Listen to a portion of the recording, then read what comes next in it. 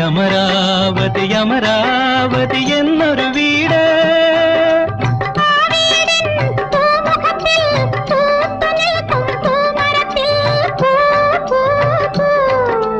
ആകാശ പെൺകൊടിമാർ ചൂടിയാലും തീരാത്ത പൂ പൂ പൂ. അളകാപുരി അളകാപുരി എന്നൊരു നാട്. അതിലമരാവതി അമരാവതി എന്നൊരു വീട്. ആ വീടിൻ പൂമുഖത്തിൽ പൂത്തു നിൽക്കും പൂമരത്തിൽ പൂ പൂ പൂ.